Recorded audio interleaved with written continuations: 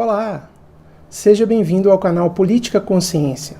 O tema do nosso encontro de hoje é uma famosa conferência ministrada por Max Weber em 1919 na Universidade de Munique, intitulada A Política como Vocação.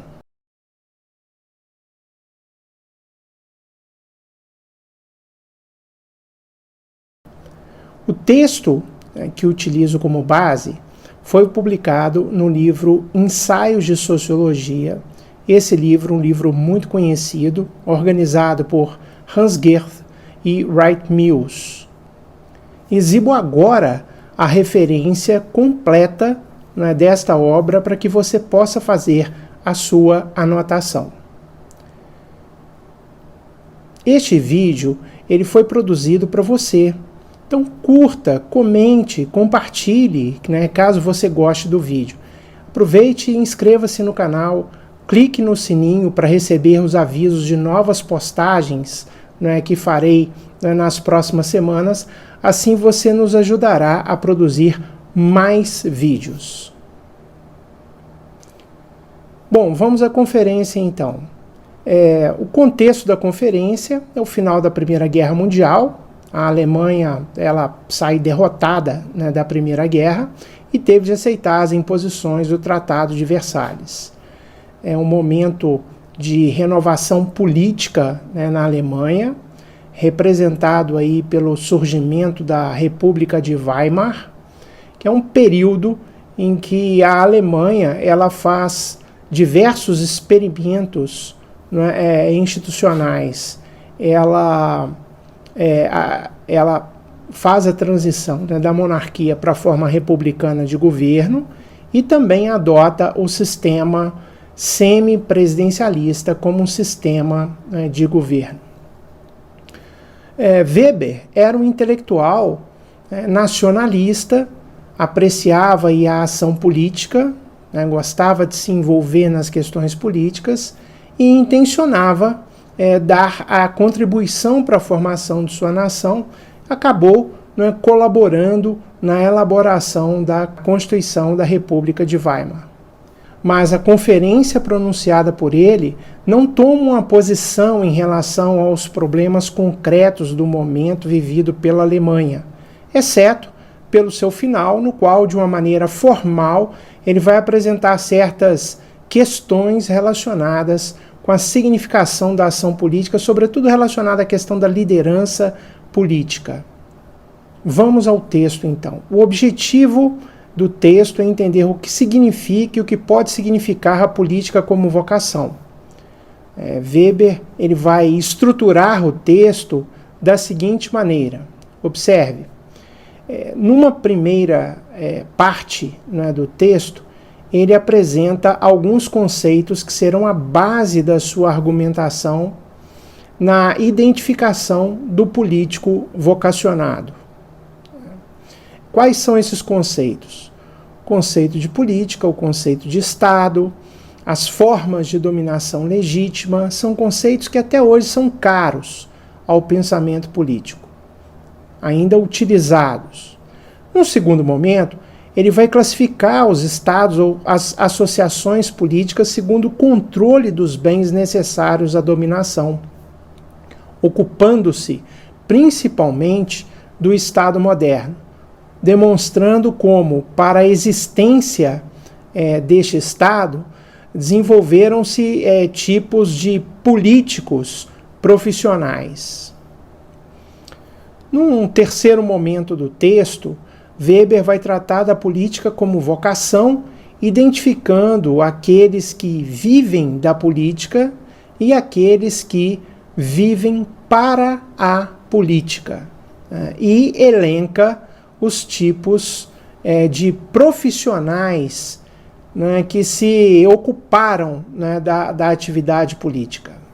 Nesta parte, que merece a atenção do autor, que ele fala da política como vocação, ele vai destacar o papel das estruturas políticas, como os partidos, os sistemas de governo e das lideranças políticas, e vai mostrar como a democracia plebiscitária ela vai modificar os tipos de profissionais que atuam na política.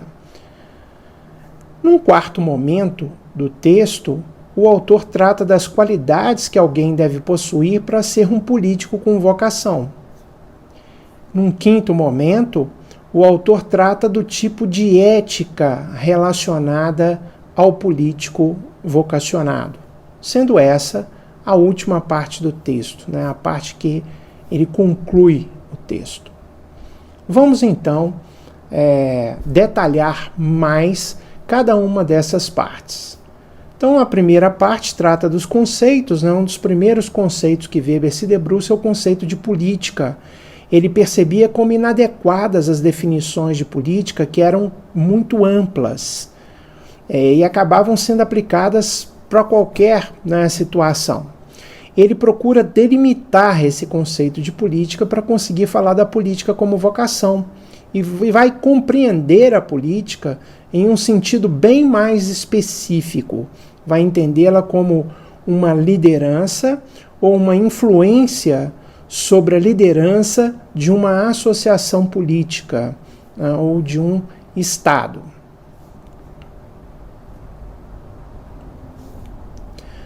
A política, ela significaria, né, portanto, participação no poder ou luta para influir na distribuição de poder, seja entre os estados ou, né, entre os grupos dentro de um estado.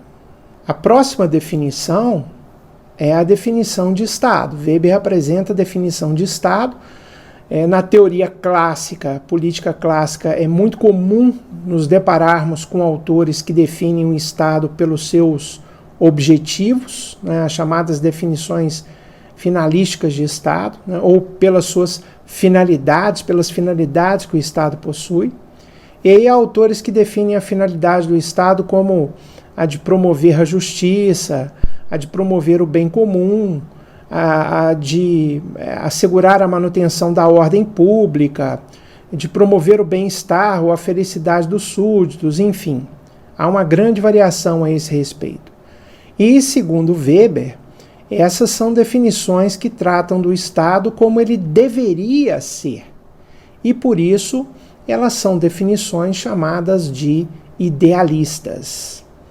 Então, Weber entende que o Estado ele não poderia ser definido em termos das suas finalidades, em termos dos seus objetivos. Por qual motivo?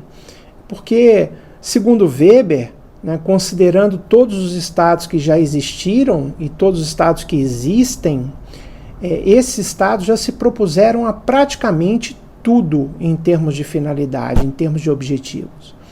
Não há tarefas, né, que se pode dizer que tenha sido sempre exclusivamente, né, e peculiarmente das associações políticas, né, ou dos estados. Weber, como Maquiavel antes dele, é um autor realista, né, ou seja, não é um autor idealista, é um autor realista, pois ele vai procurar entender o Estado como ele efetivamente é. E se quisermos definir algo, é necessário encontrar o que esse algo ele tem de próprio, o que ele tem, né, de específico. Weber identifica a especificidade do Estado observando o seu meio de ação e não as suas finalidades. Partindo de uma afirmação de Trotsky em Brest-Litovsk, de que todo o Estado se fundamenta na força, Weber vai destacar que sem a presença de uma instituição concentradora do poder, né, de usar a violência, haveria seguramente o risco da anarquia. Sua famosa definição de Estado vai destacar que essa instituição é uma comunidade humana que pretende, com êxito, o monopólio do uso legítimo da força física dentro de um determinado território. Uma das definições mais famosas do pensamento político, né, de Estado. Weber dizia que certamente a força não é o meio normal, nem o único do Estado, mas é um meio específico, próprio, né, ao Estado. O direito de usar a força física, ele é atribuído a outras instituições ou pessoas apenas na medida em que o Estado o permite, em que o Estado o autoriza. E quem usa a força sem a permissão do Estado, o Estado o criminaliza. Ele não admite rivalidade, concorrência aí. Ele pretende ser monopolístico sobre esse aspecto. Observe que o monopólio da força é uma condição necessária para a existência do Estado, mas ela não é suficiente à sua existência. Por quê? Porque o monopólio da força, ele precisa ser aceito pela sociedade. Ele precisa ser legitimado. E aí Weber abre espaço para construir toda uma reflexão muito rica sobre a dominação. Weber estabeleceu uma relação entre legitimidade e dominação, afirmando que para que o Estado exista, é necessário que os dominados eles se submetam a quem está no poder, que eles aceitem a dominação. Veja esta parte. Como as instituições que o precederam, o Estado é uma relação de homens dominando homens. Relação mantida por meio da violência legítima. Para que o Estado exista, é necessário que os dominados se submetam a quem está no poder, aceitem a dominação. Há 3 formas de legitimação, né, do domínio do Estado, ou seja, 3 formas de dominação, né, que Weber identifica. A dominação tradicional, baseada na tradição, né, na crença da santidade das ordenações, os poderes senhoriais há muito existentes, né, na autoridade do ontem eterno, obedece à pessoa em virtude da sua dignidade própria, pela tradição, por fidelidade. O tipo que manda é o senhor, e o que obedece é o súdito. Seriam exemplos dessa dominação aquele tipo de dominação exercida pelo patriarca, pelo príncipe patrimonial. Ela seria pessoal, né, e ordinária. O segundo tipo de dominação é a dominação carismática, baseada na devoção afetiva à pessoa do Senhor e aos seus dotes excepcionais. E esses dotes excepcionais seriam as fontes, né, do carisma do Senhor. E particularmente a revelações, a heroísmo, ao poder intelectual ou de oratória que poderiam despertar, né, um tipo de admiração. O tipo que manda nessa dominação é o líder e o que obedece é o seguidor. Ela seria exercida, por exemplo, pelo profeta, pelo herói, pelo guerreiro corajoso, né, pelo grande demagogo, pelo governante plebiscitário. E esse tipo de dominação é pessoal e extraordinária. O terceiro tipo de dominação é a dominação legal ou racional legal. Ela é baseada na validade de uma norma, de um estatuto legal e na competência funcional fundada em regras que são racionalmente criadas. Obedece-se não à pessoa em virtude de seu direito próprio, mas à regra estatuída, né? Obedece à norma, que estabelece ao mesmo tempo a quem e em que medida se deve obedecer. Quem ordena obedece ao emitir uma ordem a uma regra. O tipo daquele que ordena é o superior e o que obedece é o funcionário. Ela é exercida pelo moderno servidor, né, do Estado, pelo moderno servidor público e assemelhados. essa forma de dominação, ela é impessoal e ordinária. Veja bem que classificação de dominação, né, interessante. Ao colocar, na verdade, na legitimação subjetiva, né, o fundamento da dominação, o Weber vai criar uma classificação, uma tipologia das formas de governo muito inovadora.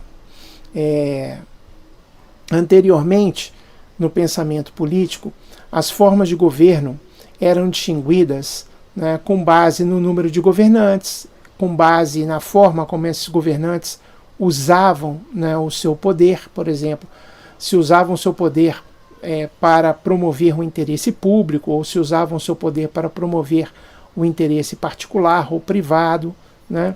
Então aqui o Weber muda o foco. O foco deixa de ser a classificação de formas de governo com base em governantes e passa a adotar uma perspectiva dos governados, né? Como os governados, aqueles que obedecem, aceitam, né, o domínio, aceitam o poder do Estado.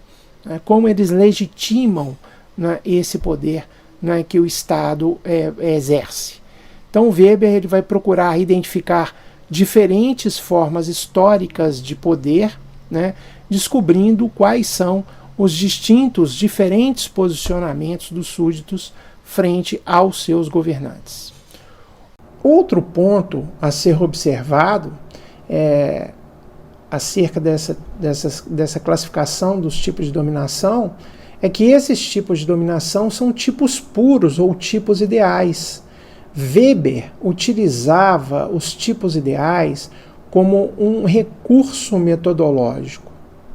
Para Weber, não se pode pensar a realidade social, interpretá-la ou sugerir qualquer alteração a não ser, né, por meio de conceitos. Os conceitos eles não são cópias da realidade, né, mas são eles que permitem ordenar a realidade, servindo como instrumentos de medida, né, que vão permitir compreender essa realidade. O tipo ideal é um conceito construído de forma rigorosa, racional, porém com base em escolhas pessoais anteriores, né, do analista, do pesquisador. Em sua construção, devem ser acentuados unilateralmente certos aspectos do fenômeno a ser observado. Partindo desse modelo, é possível analisar diversos fatos reais, comparando-os com o tipo ideal, entendido dessa forma como um mecanismo para se proceder à análise da realidade social. Weber ele diz que os tipos ideais raramente eles se encontram na realidade, mas nessa conferência, Política como Vocação, ele não teve como tratar de variantes, de transições, de combinações altamente complexos desses tipos puros, né, de dominação. O interesse é sobretudo sobre o segundo tipo de dominação, a dominação carismática, pois nela residiria a vocação para a política ou da política em sua expressão mais elevada. A liderança carismática ela surgiu em todos os lugares e em todas as épocas históricas. Esses políticos de vocação são em toda parte figuras decisivas na luta política pelo poder. Os meios auxiliares à sua disposição também são altamente decisivos.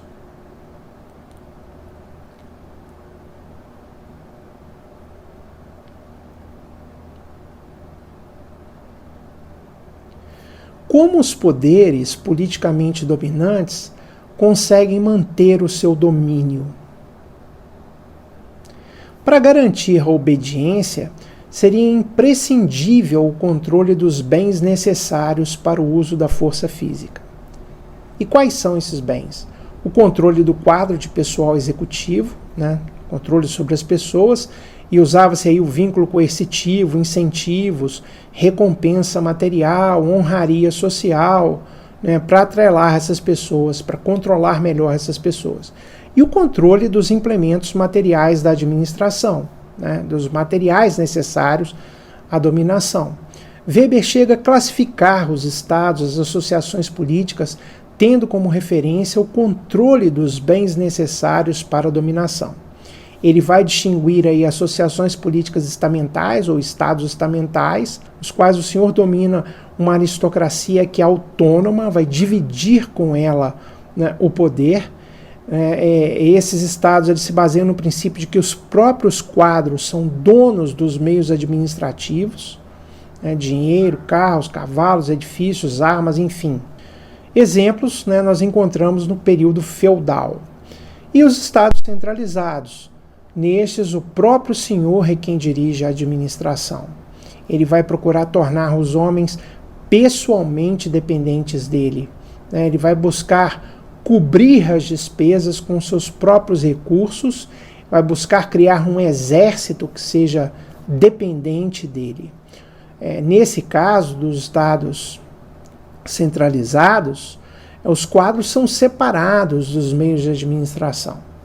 Exemplo, o domínio patriarcal, o despotismo sultanista e os estados burocráticos do tipo do Estado moderno atual. O Estado moderno, ele é iniciado por um processo de centralização administrativa, jurídica, econômica e militar do poder nas mãos do príncipe, que vai buscar o controle total dos meios de organização política. Para isso, esse príncipe vai expropriar os portadores privados e autônomos do poder. Nesse sentido, o Estado moderno ele se diferencia muito da realidade observada no período medieval e até mesmo no período estamental, em que nós tínhamos muita fragmentação política, né? Muita fragmentação do poder político. Ele era dividido, né, pelo rei com os nobres, né, com a igreja, enfim. Veja esse trecho em que Weber expõe como se dá esse processo de centralização. Em toda parte, o desenvolvimento do Estado moderno é iniciado através da ação do príncipe. Ele abre o caminho para a expropriação dos portadores autônomos e privados do poder executivo que estão ao seu lado, daqueles que possuem os meios de administração próprios, né, os meios de guerra, de organização financeira, assim como os bens politicamente usáveis, né, de todos os tipos. Por fim, o Estado moderno ele controla os meios totais da organização política, que na realidade se agrupam sob um chefe único. Nenhuma autoridade isolada possui pessoalmente o dinheiro que paga, ou os edifícios, os armazéns, as ferramentas, as máquinas de guerra que controla. No Estado moderno, né, no Estado contemporâneo, e isso é essencial, né, para o conceito de Estado, a separação entre o quadro administrativo e os funcionários administrativos e os trabalhadores em relação aos meios materiais de organização administrativa é completa. Dessa forma, o Estado moderno ele pode ser compreendido como uma organização compulsória que organiza a dominação. Ele teve êxito ao buscar monopolizar o uso legítimo da força física sobre um território, não é? E com essa finalidade, o Estado combinou os meios materiais de organização nas mãos de seus líderes e, como dito, expropriou todos os funcionários autônomos dos estamentos que antes controlavam esses meios por direito. Durante o processo de expropriação política, surgiram os políticos profissionais, como decorrência da luta dos príncipes com os estamentos que serviam a esses príncipes. Veja que é interessante como Weber deriva, né, da formação do Estado moderno o aparecimento, né, dos chamados políticos profissionais, né, que estarão associados aí ao Estado moderno. O Estado moderno vai depender desses profissionais para criar, né, a sua autonomia. Guarde essa informação. Segundo Weber, a burocratização do Estado, a necessidade de contar com o trabalho de especialistas e a luta dos grupos, dos partidos, por cargos, postos dentro da estrutura estatal, tende a aumentar o número de políticos profissionais, aqueles que vivem da política.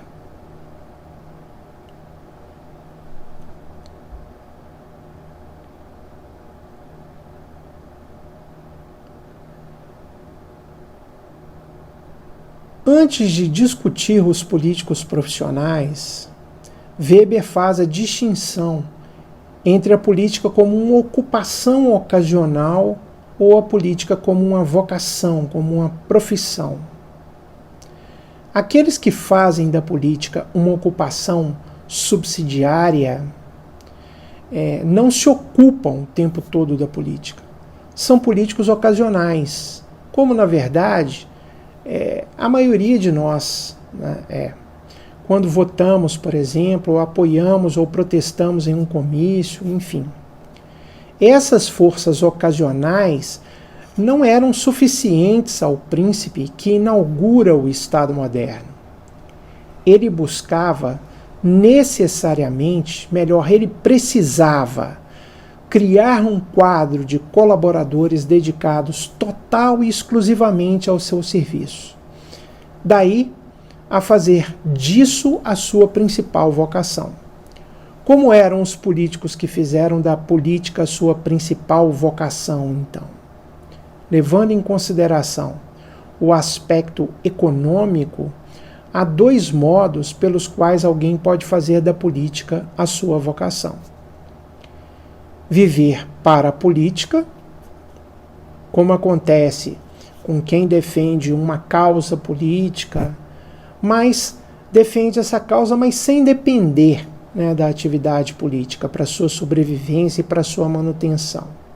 E aqueles que vivem da política, o viver da política. A política é enxergada aqui como fonte de renda. Isso significa dizer que a política ela poderia ser conduzida honorificamente, portanto por homens que seriam independentes, ricos, rentistas, né, por exemplo, ou a liderança política ela pode ser acessível aos homens sem propriedades. E aí, nestes casos, haveria necessidade de uma recompensa, né, de obter uma renda da atividade da política. Tendo isso em consideração, Weber vai afirmar que, com o desenvolvimento do capitalismo, né, da economia monetária, em troca de serviços leais, os líderes partidários distribuem cargos de todos os tipos. Nessa perspectiva, Weber mostra como se tornou importante para os partidos políticos o controle de cargos de todos os tipos, pois controlar cargos significa poder, distribuir recursos para uma base de apoio que se manteria leal pela dependência que passariam a possuir em relação a esses recursos. Todas as lutas partidárias são lutas, segundo Weber, para o controle de cargos, bem como lutas para metas objetivas. A luta dos partidos, né, por cargos tem tido prioridade sobre a discussão programática. Os partidos sacrificam até mesmo o seu programa para ter acesso e manter cargos públicos. Weber mostra como isso se deu na Alemanha, na França, nos Estados Unidos, na Espanha e em suas colônias, na Suíça, enfim. Ele aponta que o aumento dos cargos na estrutura governamental deveu-se basicamente a dois processos: a burocratização do Estado, né, e aí a relação da burocratização com o processo de racionalização na modernidade, né? Então o Estado assume novas funções, torna mais complexa e especializada, né, a sua ação, e com isso amplia, né, a sua estrutura, que consequentemente vai precisar de um maior número, né, de funcionários, de servidores, enfim. Na medida em que ocorre a democratização do Estado, também novas demandas surgem e o Estado passa, para respondê-las, a ter que ampliar, né, essa estrutura, passando a atuar em mais frentes, né, de ação. Esse seria um primeiro processo. Segundo, também, em razão dos cargos representarem um meio de vida seguro, né, para muitos. Então, os partidos eles tornam-se cada vez mais um meio para alcançar o fim de ser beneficiado, né, dessa maneira, pela conquista de um cargo, e aí tirar a sua sobrevivência dessa forma. Mas aqui eu gostaria de explorar um ponto. A evolução do funcionalismo moderno, né, no sentido desse funcionalismo se tornar uma força de trabalho profissional e altamente especializada, através de anos de treinamento preparatório, opõe-se a essa situação de utilização política dos cargos, né? A burocracia moderna, no interesse da integridade, desenvolveu um elevado senso de honra estamental, sem o qual haveria fatalmente o perigo de uma corrupção terrível. E sem essa integridade, até mesmo as funções puramente técnicas do aparato estatal seriam colocadas, né, em risco. Nos Estados Unidos, por exemplo, a reforma, né, do serviço público ocorrida no século XIX limitou o espaço da administração amadorística feita por pessoas sem experiência, né, indicadas por políticos.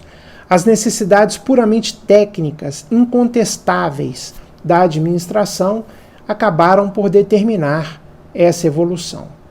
Na Europa, a compreensão da necessidade de um funcionalismo técnico evoluiu de forma a limitar a distribuição de cargos pelos políticos. E evoluiu, primeiramente, relacionada ao controle financeiro, né, do Estado. A esfera das finanças era que menos podia tolerar o diletantismo, né, de um governante. Com a ascendência do absolutismo do monarca sobre os estamentos, houve simultaneamente uma abdicação gradativa do seu governo autocrático em favor de um corpo de servidores especializados. Esses funcionários apenas facilitaram a vitória do príncipe sobre os estamentos. Weber avança em sua análise apontando a existência de uma certa tensão, né, entre servidores técnicos e lideranças políticas acerca do controle das ações do Estado, pois o funcionalismo ele acumulou poder, né, em certa medida.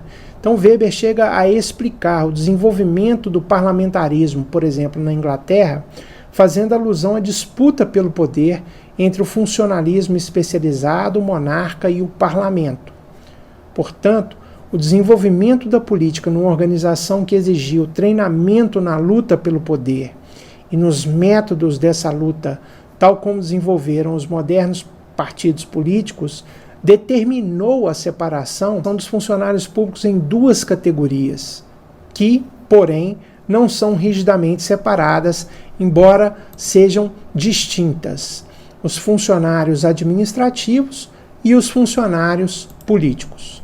Contrariamente aos funcionários administrativos, os funcionários políticos seriam reconhecíveis por poderem ser transferidos a qualquer momento, de serem demissíveis ou pelo menos afastados temporariamente. Em muitos casos, os funcionários políticos apenas representavam o poder político, tinham de analisar as propostas de seus funcionários especializados, subordinados, ou dar-lhes orientação de natureza política. Os funcionários administrativos eram melhor informados sobre os verdadeiros problemas técnicos do que os seus chefes, que eram funcionários políticos. Dito isso, Weber parte para a análise dos políticos profissionais. Os políticos profissionais, como mencionado anteriormente, se desenvolveram em consequência da luta dos príncipes contra os estamentos. Então, enfrentando os estamentos, os príncipes encontraram apoio nas camadas politicamente exploráveis, fora da ordem, dos estamentos. Os principais tipos de políticos profissionais foram os seguintes: o clero. O emprego de religiosos objetivava dotar o serviço público de pessoas que eram letradas, que pudessem ser usadas contra a aristocracia. Além disso, ao contrário do vassalo, que enfrentava o senhor, o clero, especialmente o celibatário, estava fora da máquina dos interesses políticos e econômicos e não era tentado pela luta pelo poder político para si ou para os seus descendentes, tendo em vista ser celibatário. Um segundo tipo de político foram os literatos de educação humanista. Em geral, eram versados em latim, grego, produziam discursos, versos, podiam ser memorialistas. Influiu esse tipo de político principalmente no leste da Ásia, do qual é exemplo o mandarim chinês, um funcionário público de alto escalão, recrutado por concurso. Um terceiro tipo é a nobreza cortesã. Depois que ela perdeu o poder político, foi atraída para a corte e usada no serviço político e principalmente no diplomático em razão das relações de parentesco dessa nobreza. Na Inglaterra, especificamente, houve a pequena nobreza e os que viviam de rendas, os gentlemen, como quarto tipo de político profissional. Eles foram usados pelos príncipes para neutralizar o poder dos barões, ocupando cargos no governo e mantendo a posse de todos os cargos da administração local, assumindo-os sem vantagens, no interesse de seu próprio poder social. Segundo Weber, os gentlemen eles salvaram a Inglaterra da burocratização que atingiu todos os estados da Europa continental. Um quinto tipo de político profissional é o jurista de formação universitária, muito peculiar do Ocidente, especialmente no cenário europeu. Destaca-se por promover a revolução da administração política na direção de um Estado racional, por meio da forte influência do direito romano, mesmo na Inglaterra. A racionalização ela foi provocada no continente europeu pela disseminação da velha jurisprudência romana pelos juristas italianos. A significância do jurista na política ocidental ela está também enraizada em sua capacidade de defender, de argumentar com eficiência a causa de seus clientes interessados. Segundo Weber, há uma relação muito estreita entre o jurista e a política, pois o jurista ele possui fluência verbal, poder de convencimento, isso é importante também para a atividade política. O autor vai chamar a atenção para o fato de a lógica do político ela é diferente da lógica do funcionário autêntico, aquele funcionário autêntico no sentido de altamente profissionalizado. Ele não se dedica à política, ele se dedica preferencialmente à administração pública, por meio de uma postura imparcial. Tomar uma posição, ser apaixonado, é o elemento do político e, acima de tudo, do líder político. A sua conduta ele está sujeita a um princípio de responsabilidade muito diferente e, na verdade, exatamente contrário ao princípio do servidor público. Então, a honra do servidor público está em sua capacidade de executar, né, a ordem dada pelas autoridades superiores, exatamente como se a ordem concordasse com a sua convicção pessoal. Isso é válido até mesmo se a ordem lhe parece errada e se, apesar dos protestos do servidor civil, a autoridade, né, insiste nela. Sem essa disciplina moral e essa omissão voluntária, no sentido mais elevado, todo o aparato burocrático ele cairia aos pedaços. Já a honra do líder político, do estadista importante, está precisamente numa responsabilidade pessoal exclusiva pelo que ele faz. Uma responsabilidade que ele não pode, não deve rejeitar ou transferir, né? Então, é da natureza dos funcionários de alta posição moral, daqueles funcionários profissionalizados, né, administrativos, serem maus políticos. E, acima de tudo, no sentido político da palavra, serem políticos irresponsáveis. Um sexto tipo de político profissional é o demagogo e o jornalista. Desde a época do Estado Constitucional, o demagogo ele tem sido o líder político típico do Ocidente. O publicista político e, acima de tudo, o jornalista é hoje, na época do Weber, né, o representante mais importante da espécie demagógica. Weber faz considerações sobre como o jornalista é considerado na sociedade, destaca a grande relevância adquirida pela produção de notícias, mas aponta que o jornalista é menos valorizado em detrimento do empresário da mídia, que ganha maior poder político, né? O Estado ele tem poder de manipular a imprensa por ser, né, um grande freguês. E o Weber ele mostra que no momento em que ele produzia o texto, a conferência, né, a carreira jornalística não se apresentava como um caminho normal para a ascensão dos líderes políticos.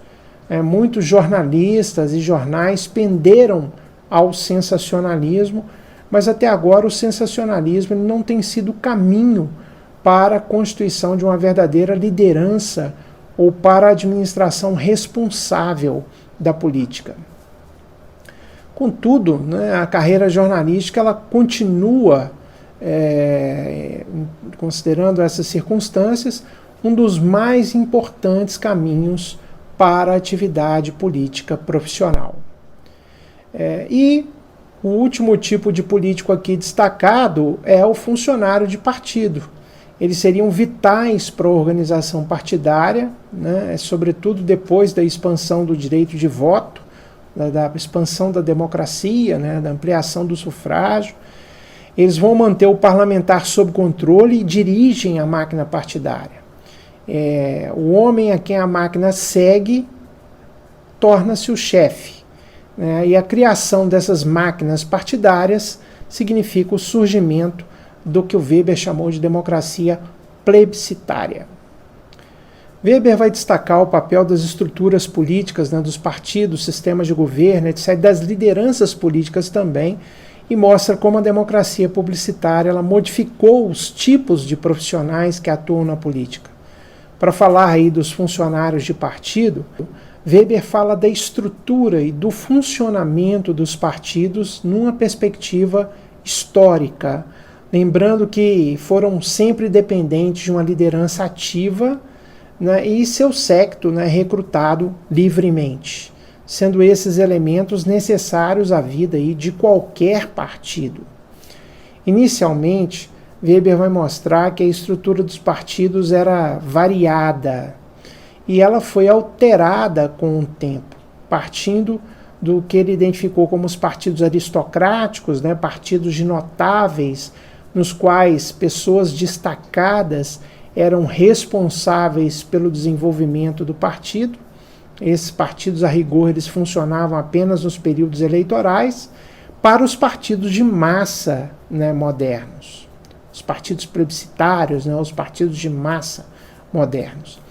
A ascensão dos líderes, considerando o cenário do partido de notáveis, ela é muito mais difícil. Juntamente com os funcionários, né, os notáveis controlam o partido, pois idealmente, né, eles fazem seu modo de vida das pequenas presidências ou comitês que ocupam. Os fatores que determinam, né, a conduta dos notáveis são, né, o ressentimento contra o demagogo, a convicção da superioridade da experiência do partido político, né, de fato isso é importante, a preocupação ideológica com o desmoronamento das tradições do velho partido. Aos poucos o Weber vai mostrar como os partidos eles tiveram de se organizar melhor para terem mais visibilidade na mídia, mais contato com os eleitores e serem efetivos em pautarem o debate público. E, nesse processo, eles foram se transformando em partidos plebiscitários ou partidos de massa. A ascensão dos partidos de massa é consequência da evolução da democracia, do direito de voto das massas, da necessidade de se cortejar, né, de organizar as massas e desenvolver a maior unidade de direção e a disciplina mais rigorosa também dentro do partido. Os funcionários do partido, chamados aí de políticos profissionais, né, que são de fora do parlamento, passam a controlar o partido. E assim o fazem como empresários. O chefe político americano e o agente eleitoral inglês são, na verdade, empresários desse tipo. Ou então fazem como funcionários com um salário fixo. Formalmente, ocorre aí uma ampla democratização no partido. As assembleias dos membros do partido organizado passam a selecionar os candidatos e os membros delegados às assembleias de ordem superior. Há várias convenções, indo até a convenção nacional do partido, e naturalmente o poder fica na prática nas mãos daqueles que dentro da organização partidária se ocupam permanentemente, né, do trabalho. Ou então, o poder fica nas mãos daqueles de quem a organização partidária, em seus processos, depende financeira ou pessoalmente. É decisivo, né, que todo esse aparato de pessoas, os que dirigem a máquina partidária, mantenham sob controle os membros do parlamento. Estão em condições de impor a sua vontade em proporções muito acentuadas, e isso tem significação especial para a seleção, né, do líder do partido. Um homem a quem a máquina partidária segue no momento se torna o chefe, acima mesmo do líder parlamentar. Os seguidores do partido e, acima de tudo, os seus funcionários e empresários esperam naturalmente uma compensação, né, uma compensação pessoal, né, pela vitória do seu chefe.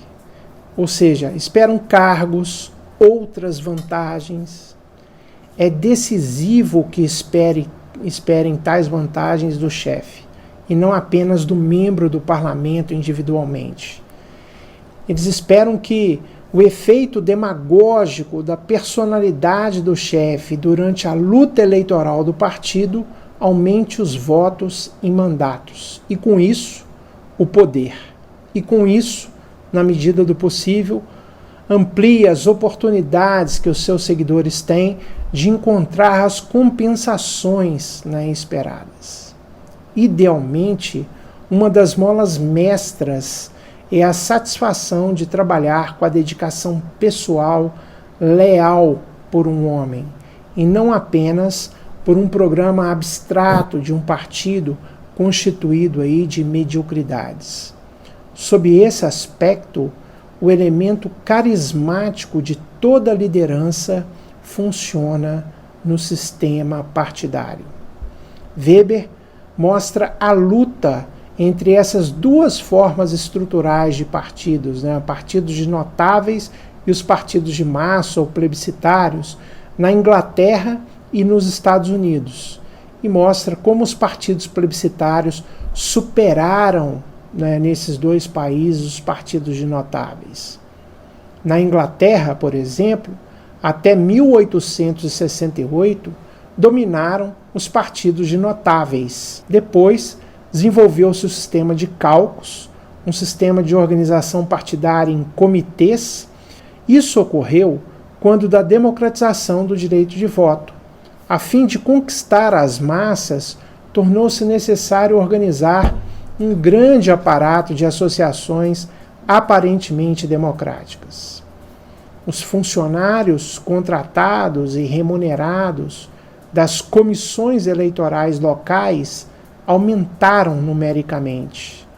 Os administradores eleitos do partido tinham o direito de escolher um assistente e eram portadores formais da política do partido.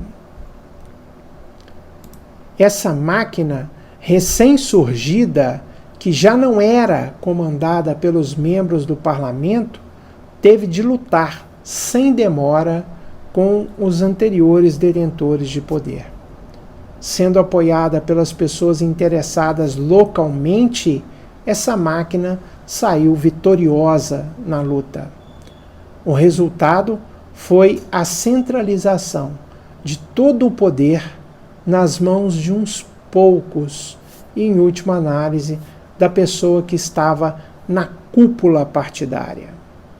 A máquina partidária estava orientada para a personalidade carismática que comandava politicamente o partido, fazendo surgir um elemento plebiscitário cesarista, né, na política. E quais foram as consequências desse sistema? Os membros do parlamento, com exceção de poucos membros do gabinete e uns insurgentes, normalmente não são nada mais do que homens bem disciplinados e sempre de acordo. O membro do parlamento deve apenas votar, não cometer traição partidária, deve comparecer quando convocado e fazer o que o gabinete ou líder da oposição, né, mandar. Caso for um partido alinhado com o governo, o gabinete mandar. Se for de um partido da oposição, o que o líder da oposição mandar. Segundo Weber, a máquina do caucus, no seu interior, ela é quase totalmente sem princípios quando existe um chefe forte que a tem completamente nas mãos. Com isso, a liderança plebiscitária, na realidade, ela fica acima, né, do parlamento. Ela tem atrás de si as massas atraídas por meio da máquina, e os membros do parlamento são para eles simplesmente os homens do espólio político de seu séquito. As lideranças partidárias são escolhidas pela força de seu discurso demagógico, com um componente do forte apelo emocional. Mas Weber lembra que no parlamento inglês, todo político que pretende participar da liderança deve cooperar no trabalho de comissão, considerado um filtro, um treinamento real e efetivo, né? A prática dos relatórios de comissão, da crítica pública dessas deliberações, é uma condição para o treinamento, né, para a seleção real dos líderes e a eliminação dos meros demagogos. Portanto, capacidade oratória, treinamento e enfrentamento com o público e com os políticos através dos trabalhos em comissões formam aí o líder.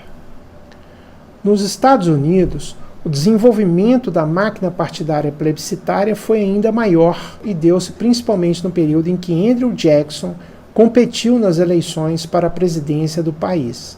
Ele foi presidente entre 1829 e 1837.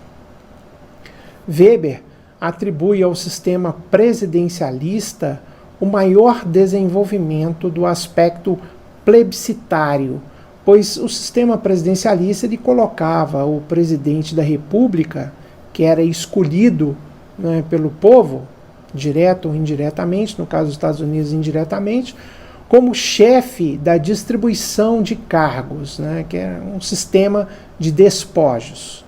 O presidente ele entregava cargos federais aos seus partidários. Nos Estados Unidos, os partidos são simplesmente e absolutamente condicionados à campanha eleitoral, que é mais importante para a distribuição de cargos. E aí, quais seriam essas campanhas? A campanha para a presidência, do governo dos estados, pelo Senado, principalmente. A separação de poderes colocava aí o presidente como quase que independente do Congresso no exercício de seu cargo. Na América, o sistema de despojos, apoiado desse modo, ele foi tecnicamente possível porque, segundo Weber, a cultura americana, com a sua juventude, pôde tolerar o controle puramente diletante. Com 300 mil, 400 mil desses homens de partido sem outra qualificação a seu crédito, além do fato de terem prestado bons serviços ao partido, esse estado de coisas ele não poderia existir, é claro, sem males enormes. Uma corrupção e um desperdício que não encontram paralelo só poderiam ser tolerados por um país com oportunidades econômicas ainda limitadas. O chefe político, o empresário, o capitalista político que por conta própria e correndo o seu risco fornece votos, ele é indispensável à organização do partido e essa fica centralizada em suas mãos. Ele proporciona substancialmente os meios financeiros que consegue por meio das contribuições dos membros e especialmente tributando os salários dos funcionários nomeados através dele, ou então nomeados através do seu partido, ou por meio de suborno e de gorjetas. Esse chefe, ele é indispensável também como aquele que recebe dinheiro dos grandes financiadores de campanhas, que não entregariam o seu dinheiro com finalidades eleitorais a um funcionário assalariado de um partido, ou a ninguém mais que tivesse de dar explicação pública de seus negócios.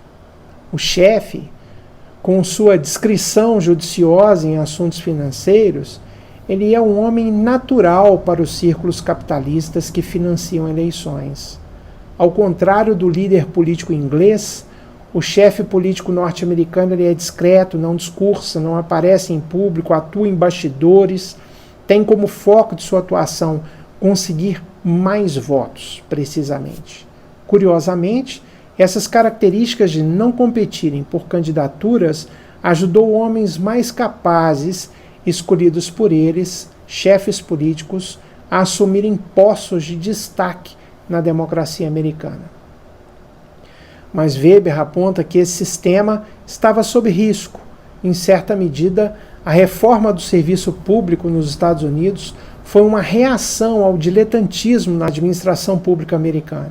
A reforma se desenvolve de tal modo que os funcionários de preparo universitário, incorruptíveis e capazes, ocupam cada vez mais cargos. Segundo Weber, o sistema de despojos ele passará gradualmente ao segundo plano e a natureza da liderança partidária provavelmente será também transformada. Na Alemanha, primeiro, os parlamentos foram impotentes. Em consequência, nenhum homem com as qualidades de um líder ingressou no parlamento de forma permanente. Isso devido à tremenda importância do funcionalismo especializado e formado nesse país. Também o fato dos funcionários pretenderem não só cargos, mas também postos no gabinete. A administração do serviço público também escapava sistematicamente ao controle do parlamento. A administração tornava-se impossível aos parlamentos, com umas poucas exceções, treinar chefes administrativos realmente úteis entre suas próprias fileiras, como aconteceu, por exemplo, na Inglaterra. E ao contrário dos Estados Unidos, onde o pragmatismo e a luta por cargos se sobrepunha à ideologia partidária, Na Alemanha, havia partidos com opiniões públicas baseadas em princípios. Os dois mais importantes desses partidos, o Partido Católico do Centro e o Partido Social Democrata, foram desde a sua criação minoritários e intencionalmente minoritários. Os principais círculos do Partido do Centro no Reich jamais ocultaram sua oposição à democracia parlamentar pelo medo de permanecer na minoria e, com isso, enfrentar grandes dificuldades em colocar os seus candidatos a empregados, como vinham fazendo através da pressão sobre o governo. O Partido Social Democrata, por sua vez, era uma entidade minoritária baseada em princípios e opunha-se à adoção do governo parlamentar porque não desejava manchar-se participando na ordem política burguesa existente. O fato de que ambos os partidos se dissociavam do sistema parlamentar tornou impossível o governo com esse sistema. Considerando tudo isso, os políticos profissionais na Alemanha não tiveram poder, responsabilidade e só puderam desempenhar um papel subordinado como notáveis. Em consequência, foram reanimados pelo instinto associativo profissional típico em todo lugar.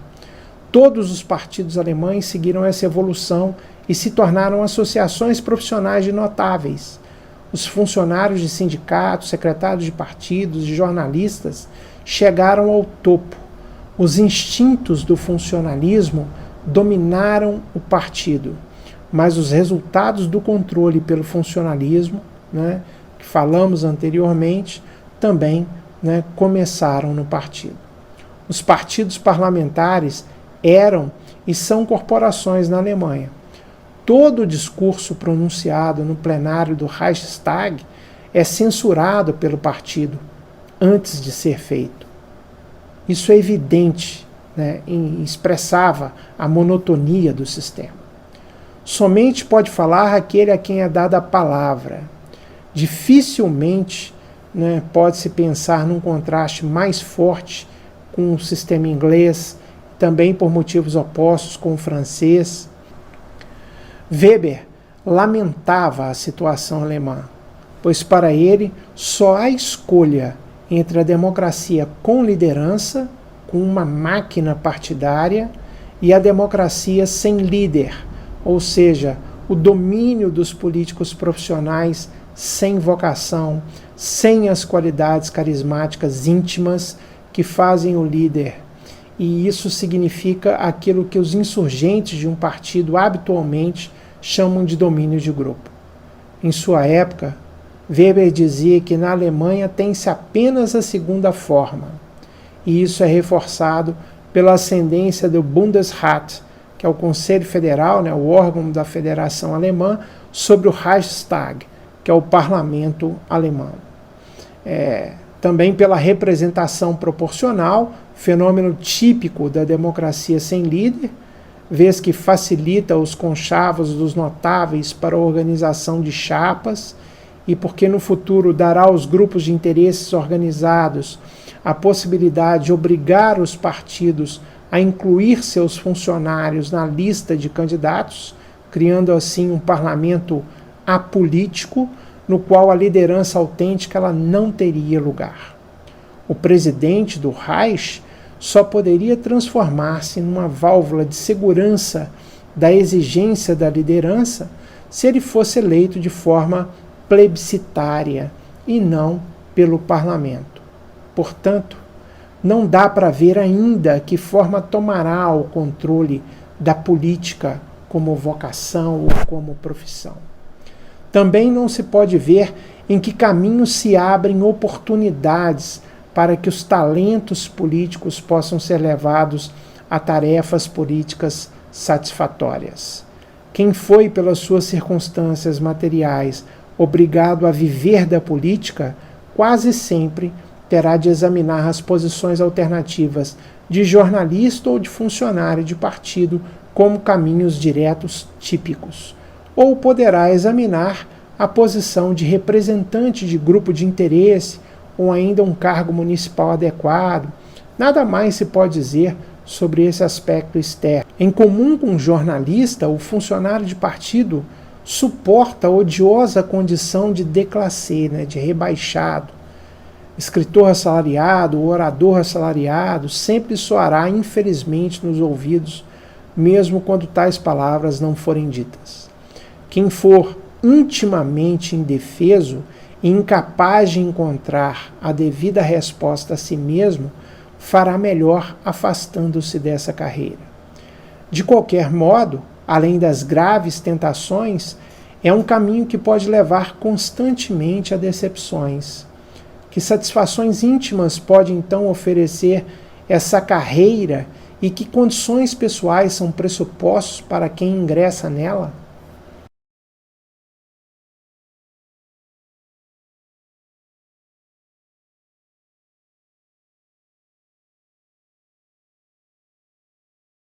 Que tipo de homem se deve ser para que se possa colocar a mão no leme da história? Que tipo de qualidades deve possuir alguém para ser um político com vocação? Então Weber elenca as seguintes qualidades. O político como vocação deve ter paixão, no sentido de uma dedicação apaixonada a uma causa. Deve ter responsabilidade para com tal causa, de modo a agir para promovê-la, para realizá-la. E deve ter um senso de proporção, uma qualidade psicológica decisiva do político, que tem a ver com a capacidade de deixar que as coisas atuem sobre ele com uma concentração e calma íntimas. O problema, né, é você fundir numa mesma personalidade a paixão cálida e o frio senso de proporção. A política ela exige paixão e racionalidade equilibrados em uma personalidade só. E a força dessa personalidade significa a posse das qualidades da paixão, da responsabilidade e da proporção.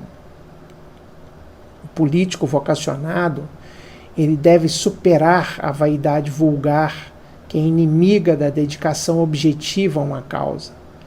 O vaidoso, ao invés de dedicar-se a uma causa substantiva, embriaga-se com o uso do poder em seu favor. Valoriza a aparência atraente do poder. Exatamente que causa a serviço da qual o político luta pelo poder e usa o poder. O político pode servir a finalidades nacionais, humanitárias, éticas, sociais, culturais, mundanas ou religiosas, pode ser mantido por uma forte crença no progresso, qualquer que seja o sentido desse progresso, ou pode rejeitar friamente esse tipo de crença, pode pretender estar a serviço de uma ideia, ou então rejeitar, né, isso em princípio, pode desejar servir a finalidades externas da vida cotidiana, mas alguma forma de fé deve sempre existir. Se assim não for, é absolutamente certo que a maldição da indignidade da criatura superará até os êxitos políticos externamente mais fortes.